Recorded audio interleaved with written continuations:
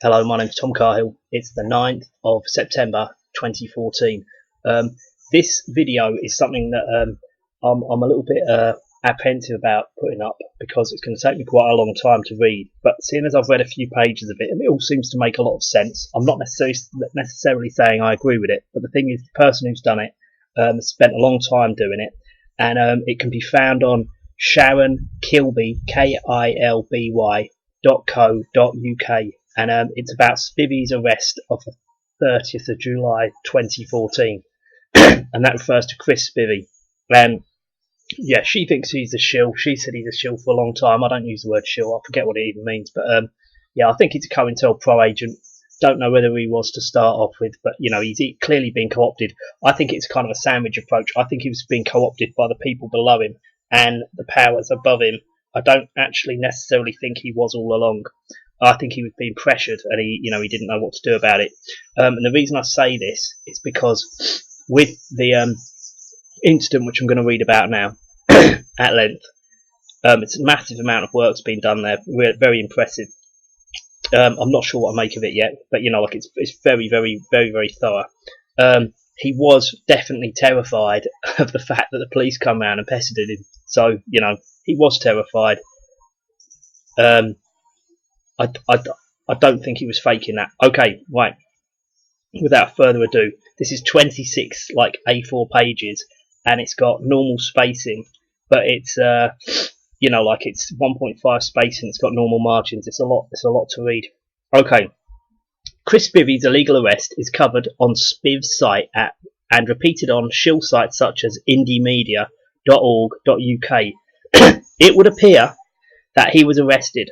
However, Spivey has not yet produced evidence to show that he was illegally arrested or that his house was searched, never mind illegally searched, as he alleges, or that the police acted unlawfully at all. Just like the Holly Gregg saga and all its shill stories, Spiv's illegal arrest story is manufactured by high-level Masons. Nothing happens without the police or any government agency without the Masons knowing about it. Let's be clear about that.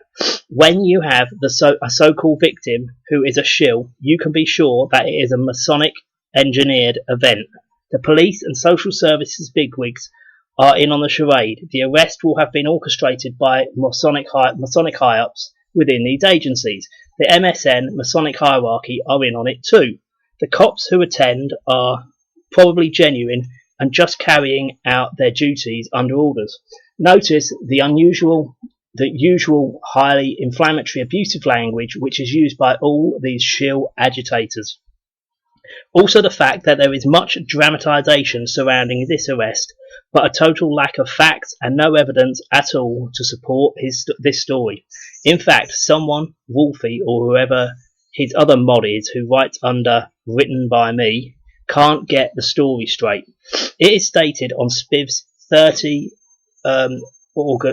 July 14 post that just after 2 a.m. 6 police entered his property, and that's on chrisspivey.org. Chris Spivey illegally arrested. Yet on Spiv's radio interview with Sean Maguire, parts 2 and 3, out of the bagradio.weebly.com, podcast 1, podcast Sean Maguire, guests Chris Spivey, Liam Chef plus Gaza Solution 30/07/2014. At 13:30, he says he doesn't know where that came from, that it was 1:15 a.m. So that's 2 a.m., 6 police, and I don't know where that came from. It was 1:15 a.m. and there were 4 cops. Spiv's Facebook administrator Lisa can't get the story right either. She's also said there were 6 police in attendance. See Spiv's 10th of August post. It is also stated that police entered with a so-called warrant. But during his interview, Spiv says the police had no warrant. Also, it is stated that Chris's grandson, Clayton, had woken. But Spiv doesn't say this. He just says he has a 1-year-old asleep in his cot that remained asleep is confirmed in his 1st of August post. I was then herded into Stacey's bedroom, where Stacey was sat on the bed, crying, and Clayton was still asleep in his cot, despite the noise. But in his 10th of August post, the bunch of retards, under the disguise of being upholders of the law, had woken the child. Right. And as for the question of which section he was arrested under, in the write-up, section 23 is mentioned, whereas Spiv talks about section 19. You'd think that the leading online journalist, Chris Spivey, would have made sure the details pertaining to his own situation were clear, correct, and consistent on his own site. In any case, based on what he is telling us, he would not have been arrested during the early hours of the morning, and apart from hearsay, there is no evidence that he was. As for the so-called warrant, so-called warrant, he puts it in inverted commas, yeah? This is what she's picking up on. This is what is stated under Spiv's 30th of July post. Chris was illegally arrested with a warrant for harassment. Now, not being privy to the so-called warrant, if it's not a wet signature, and also if it's not issued under oath, it is an unlawful document, and as such has been illegally detained under false pretences. End of quotation. I have done the highlighting of certain words in bold or italic format. Why the need for such a foggy statement? Was there a warrant or not? If so, why is it called a so-called warrant? Why the guesswork? Why is there an assumption that if there was a warrant, that it wasn't signed? Or that it was not issued under oath? The Chris Spivey spin team seem to be clutching at straws, having great difficulty spinning this story to convince the reader that the police acted illegally, in capitals. They always put it in capitals on his website.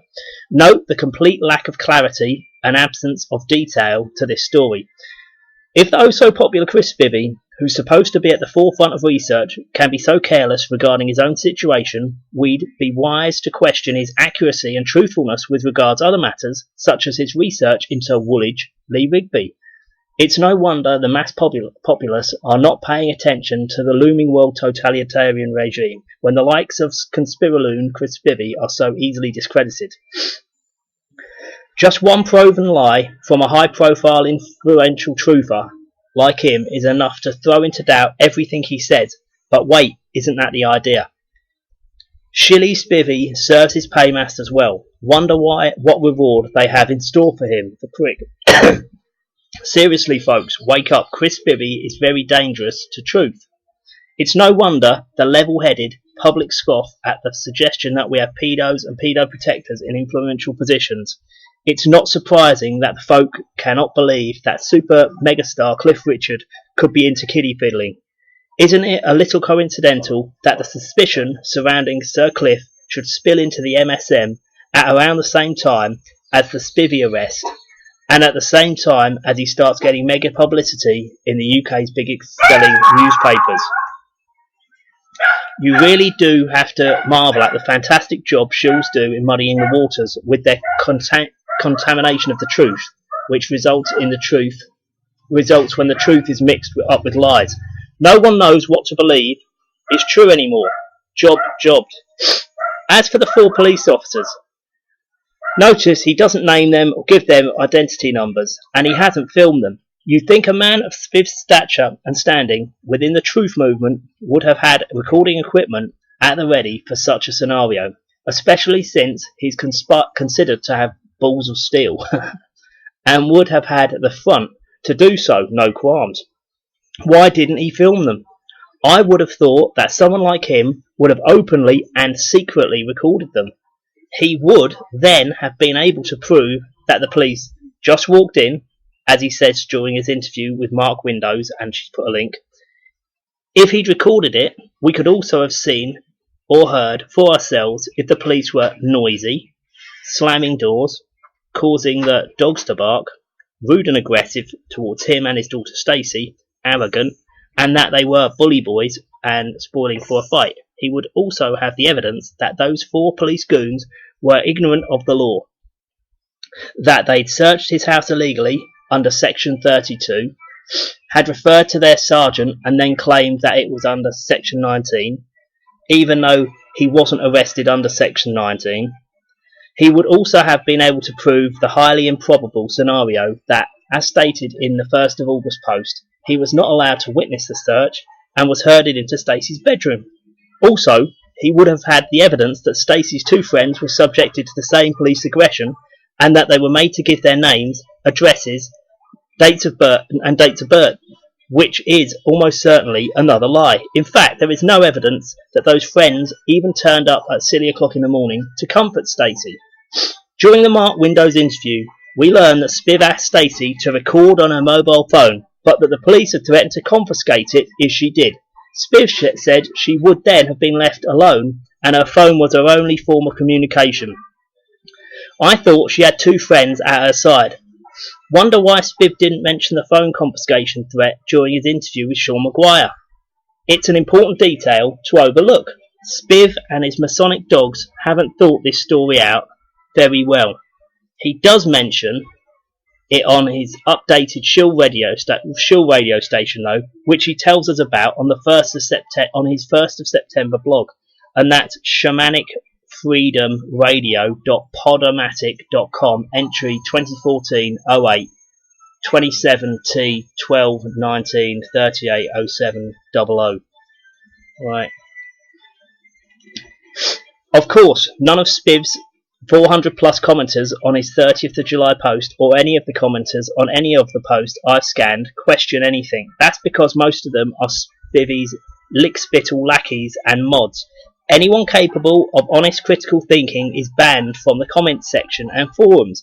I tried registering on his forum just for the purpose of speculating, knowing full well I wouldn't be allowed to partake, even since being banned from the comments section when I became a critic of the Holly Gregg story.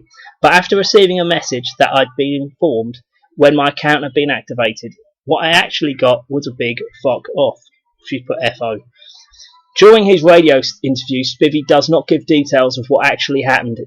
He is very vague and prefers to talk generally about the police state, the fear factor, detectives and defectives being arseholes, the fact that he's not scared of them and that they can go fuck themselves, and the bullshit MSN, mainstream media, mainstream news maybe. He also talks about the nonces in Parliament and the pedo protectors. Spivey says he was interviewed by Essex CID. Notice that he doesn't name these CID fellas. Someone by the name of Munch space 23, MUNCH space 23, comments on Chris's site. I would love to be a fly on the wall. I would love to be a fly on that interview wall. Transcripts please, Chris, when you get out. Knock me over with a feather if that transcript should ever see the light of day. The same goes for the transcript of his hearing at the Court of Appeal in London. That's if there is an appeal. I don't see any grounds for one, or maybe Spivey's aim is to become a vexatious litigant, casually engaging in numerous legal actions without any justification whatsoever. It would not surprise me if this is the plan. It's a common troll trend. As for whether or not he was charged, he is confused. In part 3 of his radio interview from 32 minutes, he says he hasn't been charged with anything, that his bail conditions are very obscure. He says it doesn't name any offence. It just tells him what he can't do. At 36 minutes, he slips up and says, for a minor charge of harassment. He bumbles on trying to correct himself and says, not that I know I've been charged. And in typical shill fashion, he makes a point of saying he was subjected to Gestapo tactics. In his write-up, he says he is bailed on suspicion of harassment. August the 1st post. August the 1st post. And on his 4th of August post, he says he was arrested and my property searched and seized in the middle of the night for a misdemeanour. End of quotes. On the 29th of August post, it is suspicion of a misdemeanour. Right. In the live chat room, Sean said he was being asked who made the complaint. Spiv says he wasn't told, and Chris Spivey, the legend, is okay with that? Question mark. A month goes by, and there is no further mention of who it might have been. On the Sham Freedom Radio podcast, 29-30 minutes, he says again that the police didn't tell him who had made the complaint, but adds that the Sun newspaper say it was from the Rigby family. Where does it say that? He then says it was Greater Manchester Police who made the complaint. Note the vagueness. Why does he not insist that the police tell him exactly who it was and to get them to respond in writing? If Spivey was genuine, he would want to know, but he isn't. Spivey is a traitorous New World Order spy. And this story is a Masonic fabrication. Strike me down with another feather if we ever find out who the complainant is. Yeah, with another feather, yeah. Notice Spivey's reaction when he was asked this awkward question, which he obviously couldn't answer.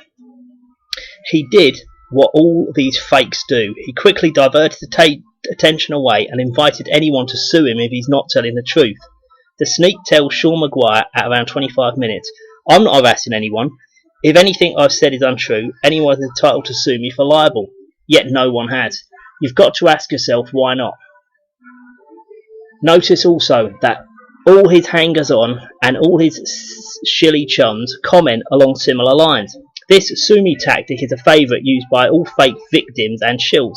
Trusting Joe Public is duped into believing that truthers like Spivey must be kosher. After all, they'd be thinking no one would risk being sued. You'd be shocked at the tactics employed and the many levels of deception.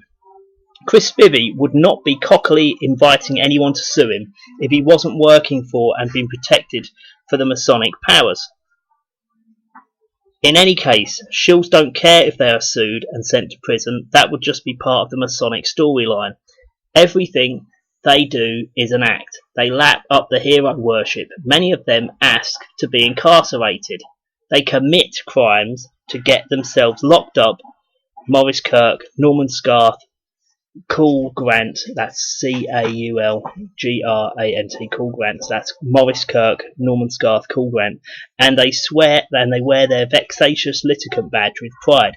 See why shills say, sue me.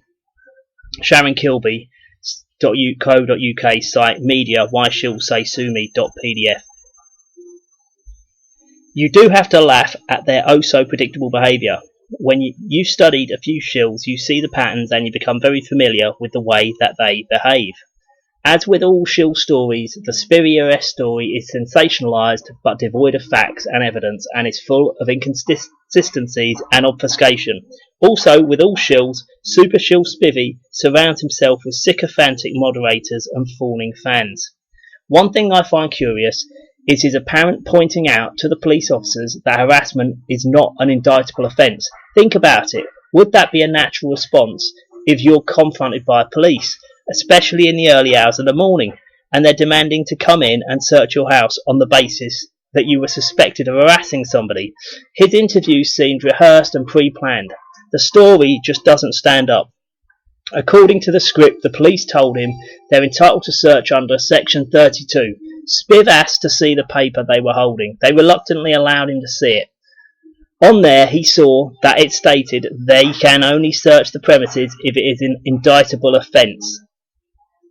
He told them harassment isn't an indictable offence, so the search is illegal. How would he know that off the top of his head? He let slip to Mark Windows that he isn't strong on the law. Since he is no legal beagle himself, why doesn't he employ a solicitor? Especially as harassment laws are a grey area. If he was genuine, he would want legal advice, as a lawyer might turn out to be helpful. Until he puts it to the test, he won't know. Yes, we know Spiv's views on corrupt, filthy lawyers, and we genuine victims of bent solicitors would echo that. However, since Spiv has no personal experience of corruption within the judicial system, he now has an opportunity to get some, and to expose it by giving a lawyer the benefit of the doubt. The comic goes on to say that the reason for his arrest was that they wanted my computers at any cost. Indeed, They wanted them so bad that they had to resort to illegal tactics to get them. This is, of course, more bullshitification. I've said it many times. Genuine whistleblowers do not leave their important stuff on their PC hard drive. They store it in more than one storage device and hand it to trusted friends and relatives for safekeeping in different locations. The police, Masons, know this too. Spiv says the corrupt bastards want this material, want to stop him publishing, and they want to crush him. Shut up, Spivey. Who do you think you're kidding? You're making yourself look ridiculous, egomaniac. Also, on Spiv's 1st of August 2014 post, he says he had Gary O'Shea from The Sun on my case. He says he answered his questions and gave him some information, and adds, let's now see how much integrity he has, and let's see if he has a spine. Well, Spiv, it's completely lacking in integrity and spine. Note the vagueness. Did he have a telephone conversation? If so, why didn't he record it? Or was there an exchange of emails? There's the evidence that he communicates at all. Where's the evidence that he communicated at all with O'Shea? In the same post, he goes on to say, moreover, except for O'Shea, none of the other 3 shitrags have ever so much as even tried to contact me, and all have in effect put my life and the safety of my family in real danger. Lying fraudster. Spiv is supposed to be a leading online investigating journalist with a readership of 4+ million, depending on which shill site you read. It is 5 million. Guerrilla Democracy claims it's 7 million. So what's the big deal if he gets some publicity in a tabloid? How can this life all of a sudden be in any danger? The only people who are at risk are the genuine speakers of dangerous truth, and they are not at risk from Joe Public. They are at risk from high-up, untouchable Masons. Spiv, just like all shills, is protected by Freemasonry. If Chris Spivey was the real deal, he would not be getting a mention in any of the shitrags. He adds, you will also notice that none of the shitrags have put a link to this site, which would make it easy for people to read what I've written for themselves. And as such, that fact should tell you all that you need to know about their real intent behind the articles. More nonsense. If anyone is serious about knowing more about Spiv and what he writes, they would look it up themselves. They do not need links. In any case, it is highly unlikely that Spiv has earned himself any new readers based on publicity he got from the shitrags. People who have any kind of inquiring mind will already know about the alternative media and who Chris Spivey is. Spivey says during his radio interview with Sean Maguire that he can't say too much regarding the Sun. This is critical, right? The Sun have printed about him because it's with the Press Complaints Commission. This is all part of the pretense. Where is it stated that he can't say anything? On what grounds does he have to complain? I've read the coverage of Spivey, the crackpot web troll. I've also read the Spiv write-ups in the Star, Daily Mail and the Southend Echo. None of them are saying anything that isn't already in the public domain. It's not defamation, nor is it endangerment. Spiv's shilly supporters would have you believe it's defamation, though. On Guerrilla Democracy shill site, we are treated to a template showing us how to complain to the Press Complaints Commission on Chris's behalf, for Christ's sake. guerrillademocracy.blogspot.co.uk. And the article's called The Sun Slams Chris Spivey as Crackpot, HTML. If anyone wants a template to fill in Chris's press complaints form, you can have this one. Facebooker destate, The Sun publications. The Sun publication is guilty of the tort of defamation. This is because it stipulates falsehoods about the individual named C. Spivey, with the sole intention of stirring up hate against the person in order to intimidate him to change his views, and in turn to change the views of those who follow his articles. The publication makes outright and unsubstantiated allegations regarding his online activity. It does so by claiming this man to be a web troll who causes grief or annoyance. This is a total fabrication, as Mr. Spivey is a more than well-respected member of the online community. The Sun is actually on the money on this one. Spiv is a web troll who causes grief and annoyance. He is most certainly not well respected. He is actually despised by we genuine victims and genuine freedom fighters. Spiv's mate, the outlaw, Jimmy Shill, gets... Oh, outlaw, that's the guy's name. Jimmy Shill gets his 2 pence worth in trying to convince you that the Sun's publication is tantamount to something known as, in the US, as endangerment, and is a criminal act which can carry a sentence of life imprisonment.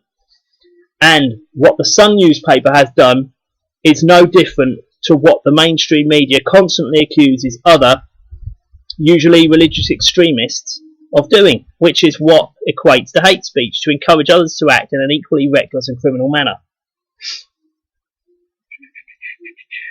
Isn't that what Spiv encourages with Let's Go to War mantra, with his Let's Go to War mantra? OutlawJimmy.com, 2014-0703, Gut Instinct. Spiv says the reason the police didn't get a search warrant is because they know that they would not have been granted one, because not only is harassment not a serious enough charge to qualify, the old bill have to give you 2 warnings before they take action. I have received no warnings whatsoever. Well, how do we know what he's been doing? He might have been harassing, and he might have had police warnings. He's not going to tell us that. We only have Spiv's word for all this, and Spivey is a proven liar. He says in the same post, "Now, the police asked me to take certain articles down." That is just more bullshit. The police do not have the authority to do that. Why doesn't he specify the articles and dates? If that was true, Spivey would have made a big deal of it, and he would have provided the evidence. Someone of Super Spiv's standing in Trutherland would have all communication recorded and documented to prove corrupt practices. Why doesn't he? He says he stuck 2 fingers up at them and refused. Way to go, Spiv. 'Tis a brave lad who sticks 2 fingers up at his friends in the police Masonic Lodge. He concludes by saying that since he has not harassed anyone, he was illegally arrested. Again, until we see some official documentation rather than Spiv's spin, we don't know the facts or whether or not his arrest was legit. All we have is hearsay from him and his daughter. Shills never show evidence to prove what they say is true. They just give the illusion of doing so, and hope no one notices. For example, Spiv uses a typical shill tactic of scanning and publishing some general information about Section 32. He doesn't publish material pertaining to his own case. He also publishes general information regarding the offence of harassment. As for sending Stacey and Clayton to his parents' house,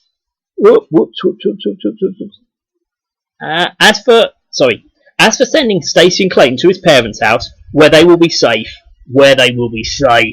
he's spouting bullshit again. Spiv and his Masonic conspirators are piling on the drama in an effort to convince the masses that he is for real, i.e. a genuine threat to the establishment. If there was such a thing as a place of safety, it would be kept secret. Spiv would not have announced it was at his parents'. In any case, Spiv knows full well there is no such thing as a safe house. If someone wants to get any of us, they can and they will. There is nowhere to hide. Our safety is in absolute truth and faith in God. Shill's propagandists will come out with anything that we know does actually happen to genuine victims. Shill propagandists will come out with anything that we know does actually happen to genuine victims, in an effort to convince the public that they're on the level. Another trick in the enemy's armoury is the discrediting tactic. We who are the real opposition are very familiar with it, and the "you are mental" label. So it's not surprising to see the following comment on Spiv's Facebook. Seems to me that the authorities are feeling a need to discredit you. Instead of being Chris Spivey, free thinker, ... you will now be Chris Spivey, ... who was charged with ... It's a way to try to undermine any influence you may have. They are flexing their muscles too. Must be satisfying to know that they are finally worried that people are believing some of or all of what you write. End of quotation. It matters not a jot whether this person is an agent or a duped individual. What's important is that it serves to convince the unsuspecting masses that Shill Spiv is the real deal. On the point of being mental, the state agents are the ones who are seriously sick in the head. How can anyone earn a living lying and deceiving the way they do, and sleep soundly in their beds at night? I'm just totally flummoxed. The lying toe rag bleats. It is fair to say that doing this shit has left me not only much financially worse off than I was before I started writing, it has cost me any semblance of a normal life, my health and fitness, and put me and my family in grave danger. Judging by his fan club, he's getting quite a nice income just from donations alone. Who knows what he gets from shilling? However, he can't be doing too badly since he can afford £267 per month to host his site with an Icelandic server. That is all completely unnecessary. My own web host, Dave, tells me he can host Spivey's site for around £50 a month. Dave's shop is in Colwyn Bay, North Wales. As for health and fitness, he cannot blame his writing for that, unless he is saying it prevents him from doing any exercise. He suffers from type 2 diabetes. The contributing factors causing that are smoking, being overweight, and his age. And as for his comment that the doctor asked me if I knew what was going on in so much as why I had not been interviewed so far, she then told me there was some confusion as to who was going to do the interview, Essex Police or Greater Manchester Police. That was the police one in the police doctor, by the way, his doctor.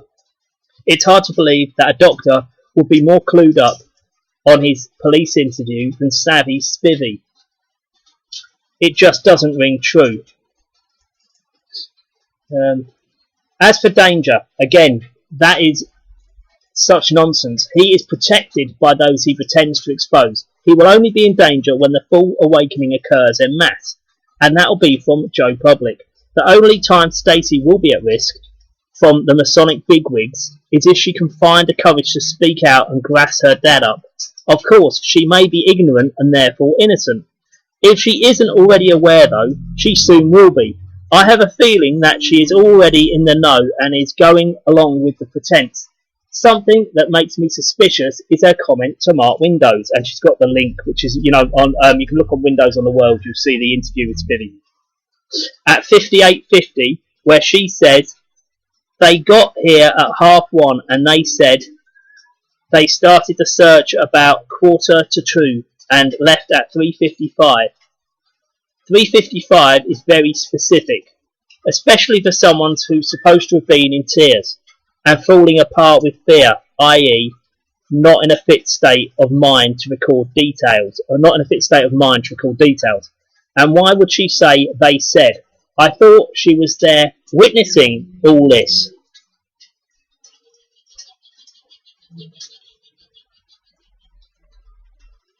Sorry, just a second. Yeah. Anyway, right. So yeah, they got here at 1:30 and they said they started the search at about 1:45 and left at 3:55. 3:55 is very specific, especially for someone who's supposed to be in tears and falling apart with fear, i.e. not in a fit state of mind to recall details. And why would she say they said? I thought she was there witnessing all this. The reason I just stopped the direct recording there and had a bit of a pause because I was trying to work out what she was saying. I don't know if you can take anything from that. It might have been because the police told them afterwards that's when they left. If this had happened the way it is being portrayed, she would have said something like, they got here at 1:30ish and began searching around 1:45 and left around 4ish. It sounds like she's been primed to say what she did. I can see where she's coming from there. She does cough and quickly correct herself, saying, hey, They started the search at ... Just a thought, maybe the real reason Spivey moved Stacey out was because he and his handlers feared she might just drop a clanger and let the cat out of the bag. Just saying. Spiv ends his first August post, 2014. So know this, I was prepared to lose everything and even die if that is what it takes to wake people up to the reality of what is going on in this country. Sitting back and saying nothing was not an option. I have lived the last year having to watch my black daughter break her heart in fear about what might happen to me. Sweet Jesus, someone give this guy an Oscar. Now moving on to Chris Spivey's 4th of August 2014 post. He says, this latest development came in the form of social workers knocking on my door following a referral by the police, who apparently told them that Stacey's bedroom was messy and Clayton had dirty sheets on his cot. Strange then that those sheets were clean on that day and the bedroom was messy because the thug cunts did a fingertip search of the fucking room. Notice he doesn't name these social workers. This is all more of the same Masonic fairy tales. The police did not make a referral to social services. That was just thrown in by the Masonic scriptwriters to make the story look genuine. In any case, how could any police officer know that Clay's cot sheets were dirty when it was allegedly 2 a.m. and the room would have been dark, and they couldn't have turned the light on or the kid would have woken. And that didn't happen, or did it? Spiv writes in his 10th of August post, moreover, whilst the MSM were doing their best to make me out as a madman, the alternative media reporting the real story. After 2 hours of a bunch of retards who were under the disguise of being upholders of the law, who, having woken the child, ... Geez, this story keeps changing by the day. You'd think the Masonic script conspirators would have got it straight before trying to sell it to the public. Spivey, the star of the show, continues. Therefore, you can only conclude that in sending the social workers round, the snide cunts have made their intention quite clear, if I do not toe the line. This is what this country has now come to, and people, you best fucking back me now, because I have stuck my fucking neck out good and proper for you. Who the fuck does this guy think he is? Spiv, you got serious delusions of grandeur, boy. Do yourself a favour and tell your team and the cowardly, useless, idiotic toadies that comment on your boards to go take a hike. They're making you look a right tosspot. He said he's put a complaint into the IPCC. It'll be interesting to see their reply, if he actually publishes it. He doesn't publish the letter he allegedly wrote to them. I wonder why. And he doesn't mention the complaint he says he wrote and was supposedly given to their inspector, but I don't know whether it was or not. I know the complaint was there because I signed it. I made the sergeant who put me out add to it because there wasn't a detail that I wanted there. Mark Windows interview 1 minute and 11. Or 1:11. Is that 1 minute 11? That's obviously a load of old bollocks. Notice he doesn't show us a copy of that complaint either. He said he is looking to sue the corrupt cunts in the most public way possible, so as maximum publicity is drawn to the Woolwich fraud and the lengths that the authorities will go in order to stop the truth getting out. Now, to do so, I need someone who knows the law inside out and who is not afraid to stand up to the system. However, I am literally drowning in work and problems at the moment, so I need someone with the initiative who can get the ball rolling by filling in the relevant forms, etc. So, as all I have to do is turn up in court. Although, obviously, I want to be kept up to date. Well, he hasn't proved any police malpractice. We only have his say-so. So, unless he can show otherwise, he has no ground to sue anyone for anything. This is more Masonic engineered pretense, and Spivey Stooge is happy to play along. He wouldn't be taking any legal action. Instead, he'll come up with some bullshit excuse, or more likely, suing the corrupt cunts won't even be mentioned again. One thing is for sure, there will be no official documentation to show that he's taken legal action, and we certainly won't be seeing any related to court transcribes. My guess is that this whole farce will just fade into oblivion in the not too distant future. It's hard to see what more crap Spiv and his handlers can come up with. Spiv's friend FTS, in brackets, at the end, face Fabrica the State. Is that a real name? If so, shouldn't the initials be FDS? Right. The apparent ease with which not quite correct articles can be passed from pillar to post between MSN and then sold to the public as factual is more than a little disconcerting. Oh, the irony. That is exactly what Chris Lie a lot Spivey is doing. Yeah, oh, what an irony. FTS also says of the Sun and Daily Mail, but that they are attempting to smear more than stands up when compared to many of their own ludicrous insinuations. Well, compared to the MSM, Spivey's getting a lot of truth out of the brainwash masses that would never be exposed by the MSN. MSM, it should be an M. The problem is Spiv does not tell the whole truth. He tells partial truths and outright lies, so he cannot be trusted. He is not independent and he has an agenda. He links to Bill Baloney, who teams up with gay rights campaigner Peter Tatchell, who wants the age of consent to be lowered to 14. He is an agent provocateur, is pushing the New World Order plan for a people's revolt, which will result in the dismantling of present structures to make way for a new system of slavery. And he's doing a wonderful job keeping his millions of readers in half-truth awareness. Ironically, the half-truth is truth that is more dangerous than the mainstream media. Confirmation can be found in this remark by Spiv's shilly mate Matt Taylor, the independent candidate from Brighton, Kent Down. Chris Spivey has proven beyond reasonable doubt that the Lee Rigby murder was an MI5 contrived false flag event, and in doing so has in all likelihood triggered a British revolution. That's getting ready for 2015.wordpress.com, and it's Matt Taylor defending himself against anti-Spivey attack.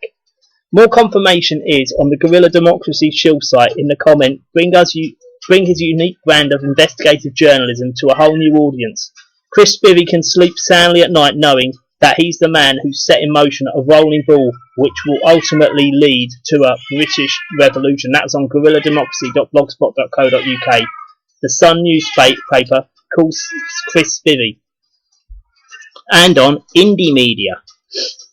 indiemedia.org.uk 2014-07, and it's article 517369, and that says this is the opening shot of the British Revolution and leaving the last word to Chris Spivey.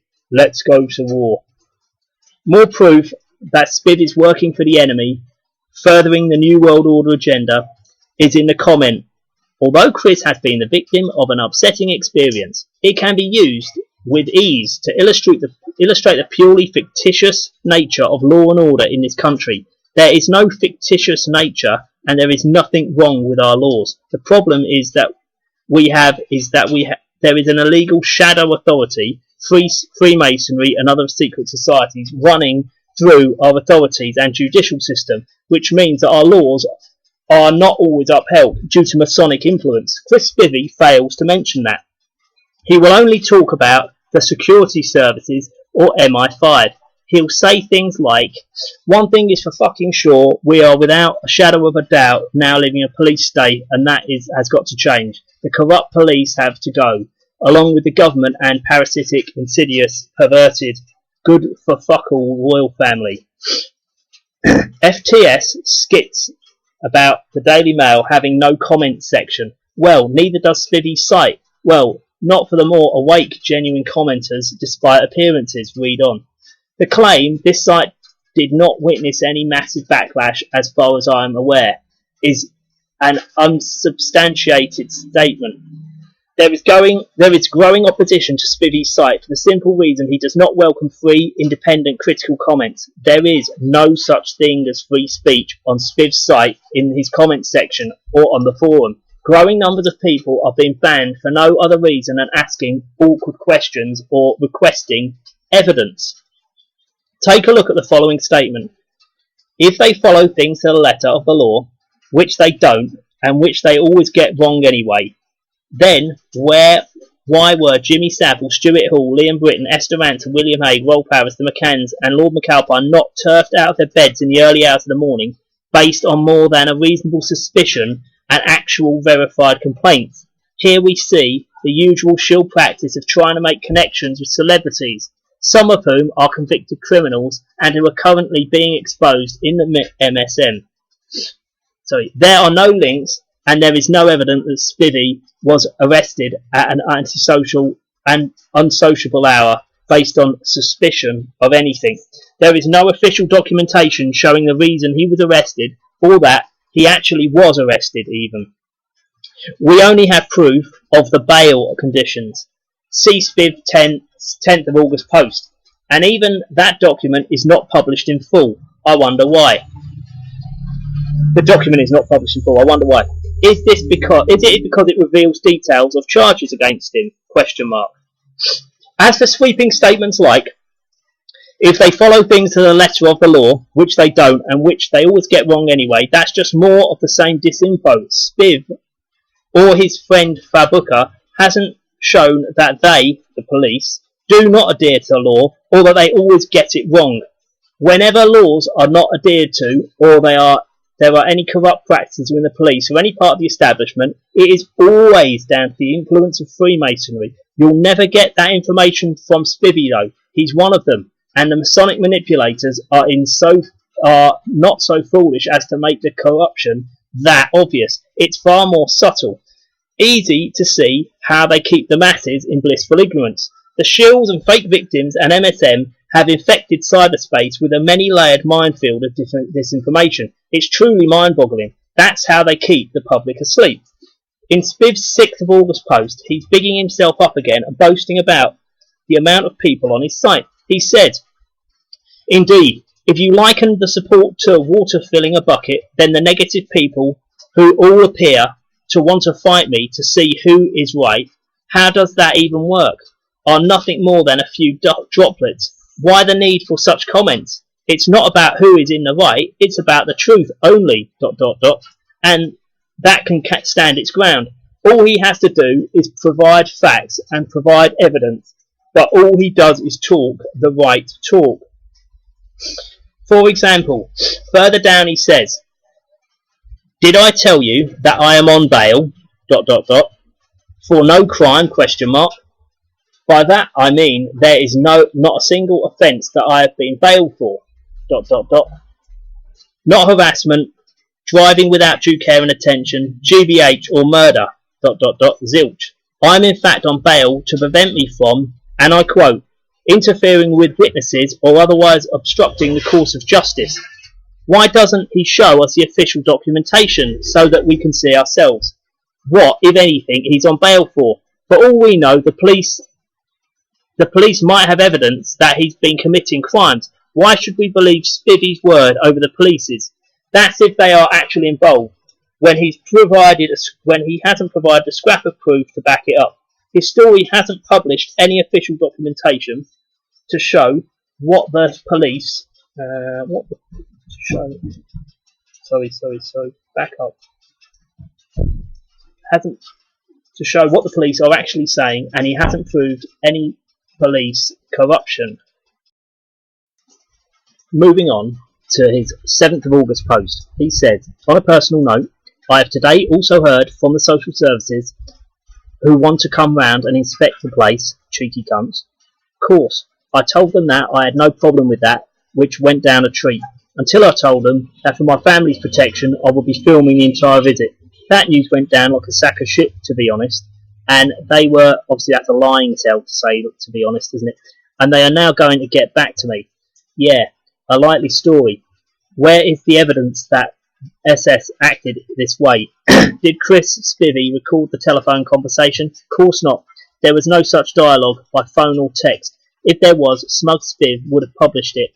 Anyway, I thought Clay and his mum had moved to a safer pastures.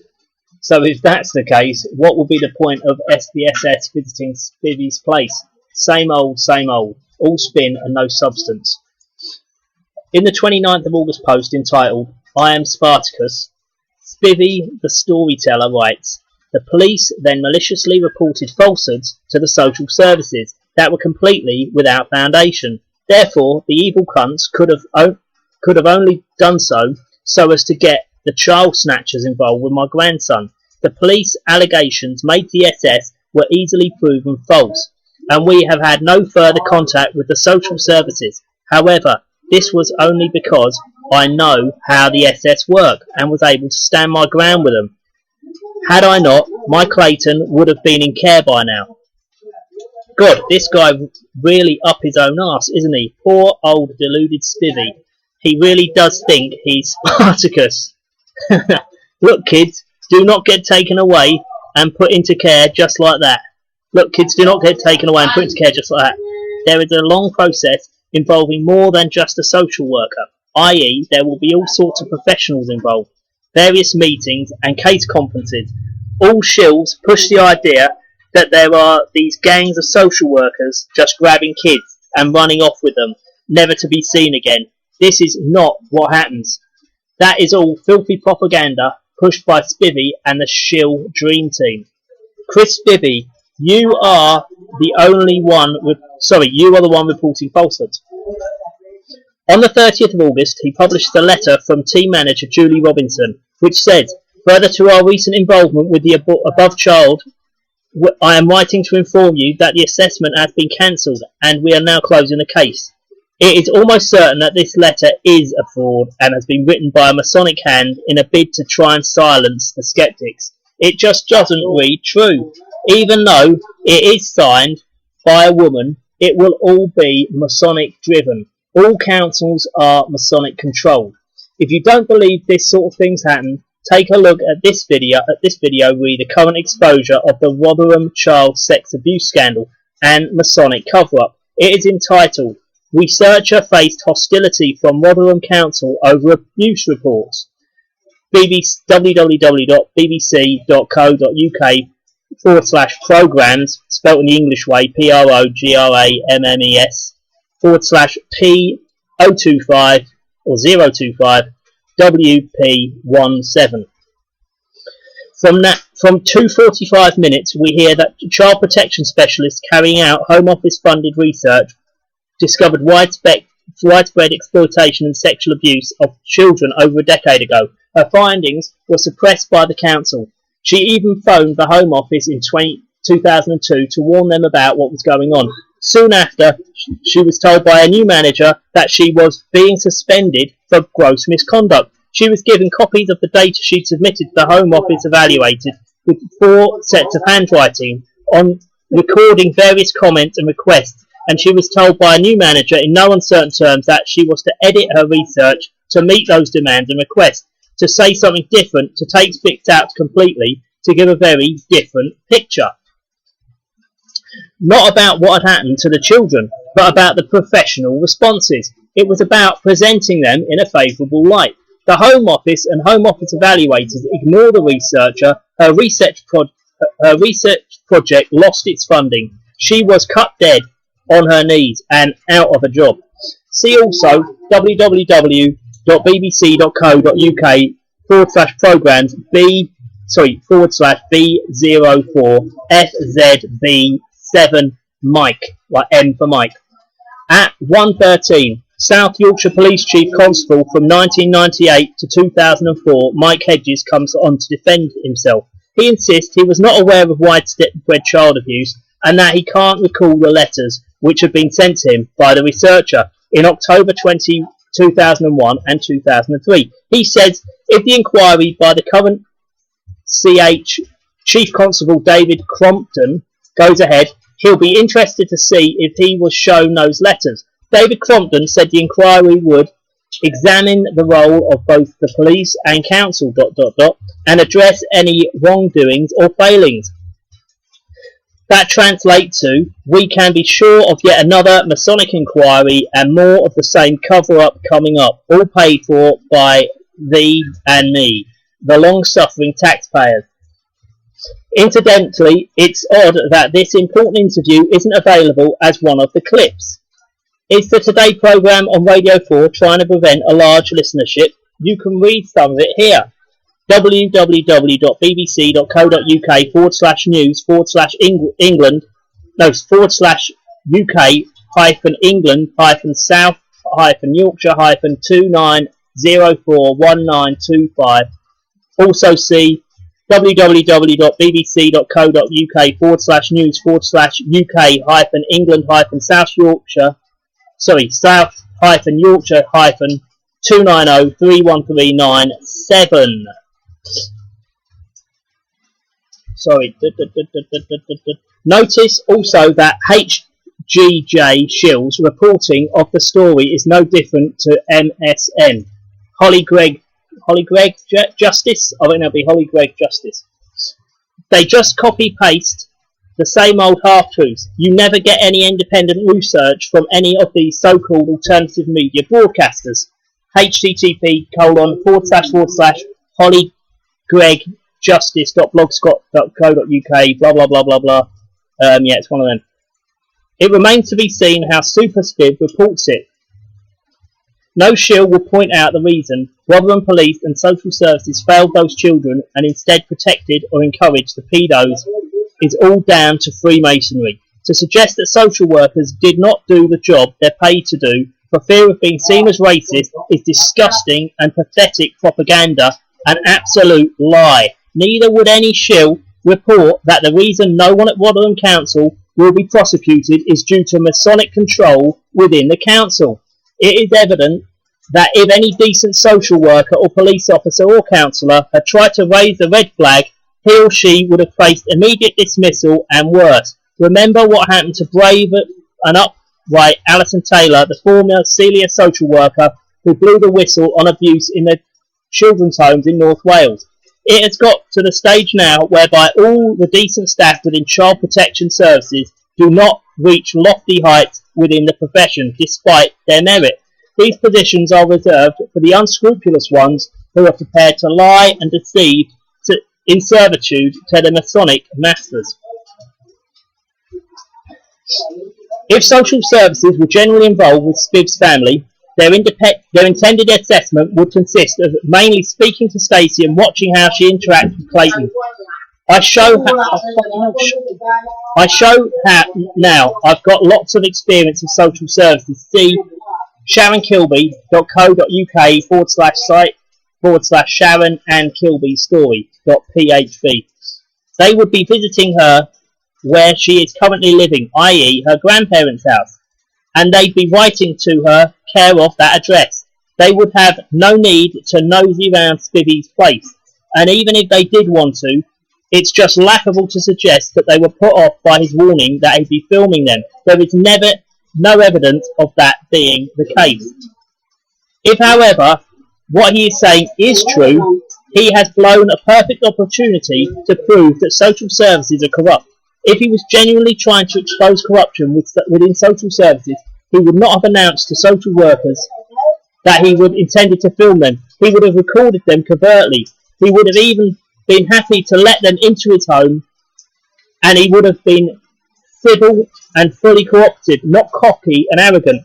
He would have secretly recorded all conversations that took place between him, Stacey, and them. He would then be able to show us the proof of his assertions. Spiv, you need to prove the authorities are maliciously targeting you. You need to prove that the police made a referral to the social services based on flimsy, non-existent evidence. Dirty cop sheets and temporary smoking in Clay's messy, due to Robocop rummaging, you say, bedroom. Incidentally, I'm surprised that an intelligent bloke like you didn't point to the SS that since it was night time, the police wouldn't have been able to tell the sheets were dirty. So they were obviously lying. Spiv, you need to produce proper evidence that SS were genuinely involved. You need to give us facts and details and verifiable evidence. A one-sentence document from a team manager won't cut it. See my ref to Phil Thompson below for an understanding of how the fake victim game is played. Genuine victims know all about Masonic lies, Masonic manipulators and fraudulent documentation. Take a look at my story. Spivey publishes a letter from Essex Police Professional Standards Department, which acknowledges the complaint he put into the IPCC. Surprisingly, the letter is published in full, but do you know why? It's because it's safe, in the sense that it reveals nought. All shills, fake victims, publish their full, safe documentation. Anything that might reveal too much truth is not published, or only part of it will be published, i.e. the safe bit. Or the important bits will be redacted or unreadable in some way, i.e. blurred, or the document will be creased in certain areas, covering up any important information. As for the author of the letter, Paul Sugden, S-U-G-D-E-N, he will almost certainly be a high-level Mason, same with Spivey. Watch out how, for the oh-so-predictable flow of phony letters of complaint or requests for assistance from the phony Spivey to various bodies, together with equally phony replies. This exchange of letters from one Mason or Masonic-controlled puppet to another Mason or Masonic-controlled puppet is all part of the sick game practiced by all the fake victims and shills to convince the unsuspecting public that scum like Spiv must be genuine. It is all for appearances. Folks, you have no idea of varying levels of deception. It is truly mind-blowing. Well, what do you know? In the next paragraph, he announces that is just the start, since I intend to have notices of understanding sent out to all parties involved, which require the police to either state the indictable offence that I was nicked for, or immediately return, or for immediately return of my computers. A good example of how these fakes operate is in phony Phil Thompson's exchange of letters with various authority figures. Sharon Kilby .co.uk/site/Phil-Thompson-story.php. Scroll down to about halfway. There I state, folks, these are the tactics used by McNeil and Thompson and all shills to dupe decent Joe public into believing stories like this. Ordinary people would assume this story must be true. After all, they would reason, who in their right mind would go to so much trouble writing so many letters, which are always sexed up and fully of inflammatory language, over so many years to all sorts of authority figures, well-paid government shills do. Isn't it funny how Phil Fake is happy to publish all these letters in full, and yet he won't publish any official documentation to support his story? You watch. This is exactly what we'll see regarding this so-called illegal arrest story of Spivey's. The easiest way to spot a fake is to ask him or her for the evidence that their own story is true. For anyone who doesn't really follow Freemasonry is an illegal... For anyone who doesn't really follow, Freemasonry is an illegal, secret, shadow authority working in the background in society. So within all spheres of power globally, all governments, councils, government agencies, judicial systems, big business, mainstream media, watchdogs, charities, organisations, religious structures, etc., etc. Whether these bodies are private or state-run, there will be Masonic influence. The only people who are not controlled by Freemasonry are the majority of ordinary individuals. Hence, why the only people who can stop the New World Order, i.e., who are the real opposition to the ruling elite, are the honest, clued-up general public, especially people who are already victims of the Masonic Mafia and are well-versed in Masonic speak and Masonic manoeuvres. In summary, anything that happens, whether good or bad, within any sphere of power, wherever in the world, is due to Masonic influence, i.e. they decide all policy, they decide when and where they start wars, uprising, etc., and the ultimate outcomes of events. They decide who they target and why. They decide the outcome of all litigation. They decide everything. Hence, it is not true to make blanket statements, which is another shill trend, such as the police are corrupt, or that the government or any of Her Majesty's partnerships are, because wrongdoing and cover-up within any area of power only occurs when high-level Masons or other secret society high-ups decide it. When you realise that the same hand plays all sides, it's easy to see how the deception on such an unimaginable scale occurs. All of this would seem a little far-fetched to the honest, decent, average Joe. That's how they get away with murder. Literally, The men in power are banking, no pun intended, on you lot out there, my fellow slaves, staying comatose. When I look around me at all the sheeple going about their busy lives, my own family included, I think to myself, oh my God, there's no hope. Everyone is already acting like the proles who feature in Orwell's 1984, completely brain dead. God, I feel so alone. Sorry, went off on a tangent there. Back to Chris Spivey. Do carry on, Chris. This course of action will hopefully be followed by me launching a private prosecution against the police. Notice he says, hopefully. That's his get out clause. Also notice he doesn't name who in the police he'd be launching a prosecution against. You can't have a prosecution against the police, can you? As for his 10th of August post, he publishes a flyer which he says has fuck all to do with him. Well, that's probably just another lie, but irrelevant anyway. Underneath he publishes his bail conditions. As said, it is a part document. Why doesn't he publish the whole thing? The cheeky monkey even says, not a single mention of me committing an offence, and he says further on, but I haven't committed any offence in order to enable me to commit any further offence. Had I done, that offence, or even suspicion of offence, would have been stated on the bail form. Well, it may be. We don't know, because he ain't showing us the full document! ! He says that he signed it under duress because he was worried about my daughter, and with good reason, as it turns out, since the cunt at Southend Nick told her I wasn't there when she rang up. Well, is there any evidence that the police cunts said that? Of course not, because no such dialogue took place. If that was true, Stacey would have sure as hell got it recorded, as she knew her dad wanted her to record earlier alleged events of the illegal search. But the excuse for not recording that was that the police would nick her phone. What was her excuse for not recording a telephone conversation? In any case, according to his 1st of August post, far from the police being cunts and telling her that he wasn't there, they had actually been helpful towards Stacey. He states, meanwhile, unbeknown to me, Stacey had been told that I would be interviewed at 9 a.m, which would be somewhere between 3 to 4 hours after I arrived at the station. But there are more twists in this tale. It turns out that the police were actually more considerate than that. On the Sham Freedom Radio pod, Shamanic Freedom Radio.podomatic.com, entry 2014-08-27, we learn that Stacey hadn't rang the police.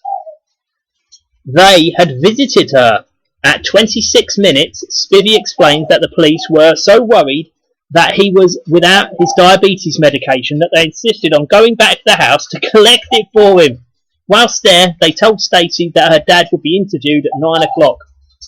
The story just keeps changing and getting balmier every day.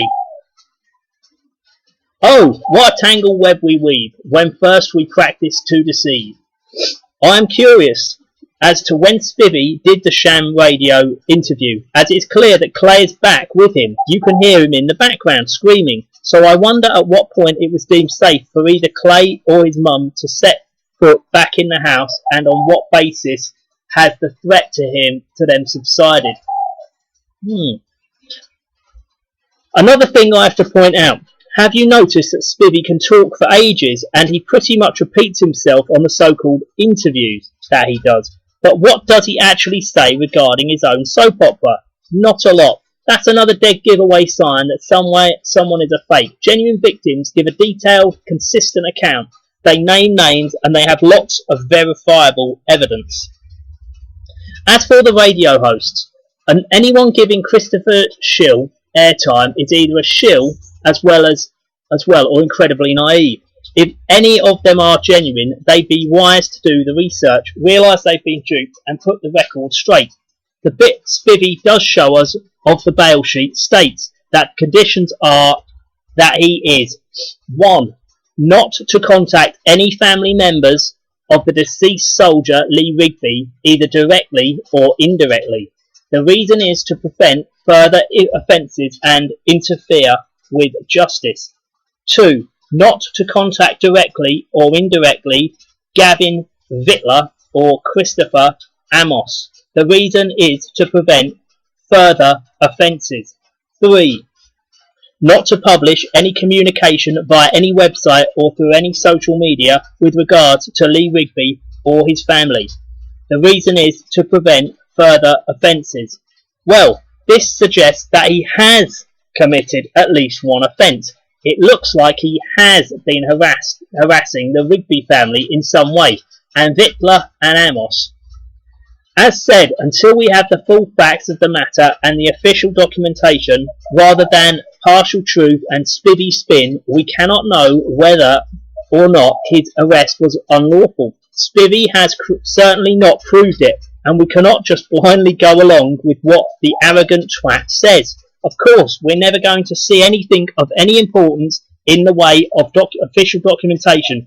Spiv and his merry little band of jokers have already got that covered, literally. He says, nevertheless, it is little wonder that the bail sheet says restricted when complete across the top, because the sneaky cunts don't want people being allowed to know what they get up to.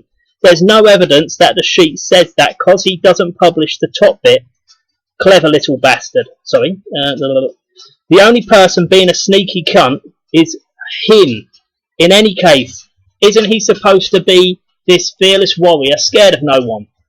So, if that's the case, shouldn't he be sticking two fingers up any restricted warning and boldly publishing in the public interest for the purpose of preventing or detecting crime?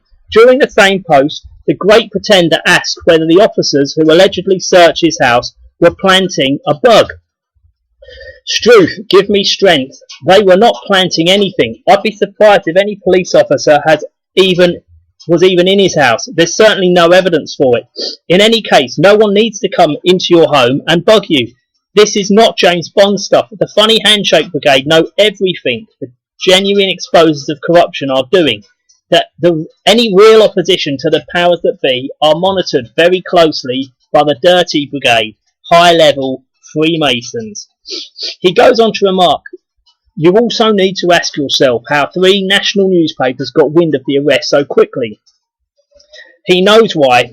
It's all part of the pantomime. None of the MSM would breathe his name if it wasn't sanctioned from high-up Masons within the newspaper industry. They're all in it together.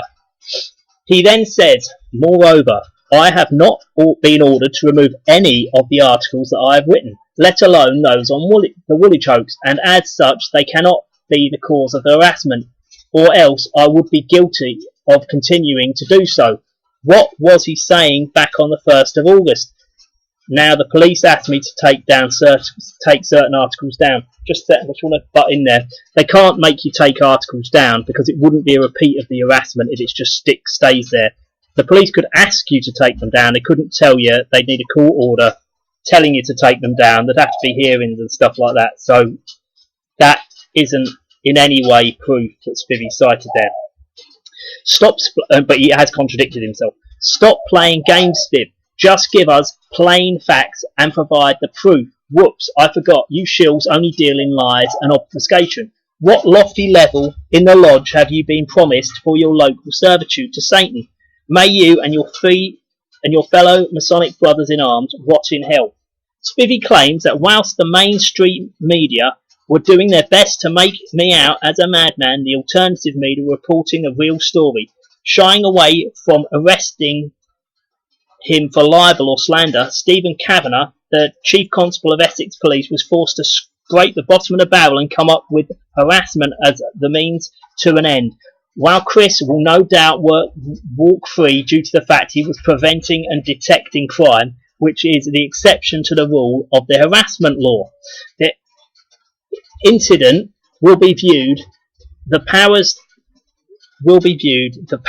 that be, as a job well done, having given themselves an opportunity to enter his home and look through his computer. That last bit's just laughable. Who the fuck wants to have a nosy in Chris's computer? No one, least of all his Masonic police brethren. They really must do better. As for the alternative media, Spivey tries to make out that others are speaking out in support of him independently.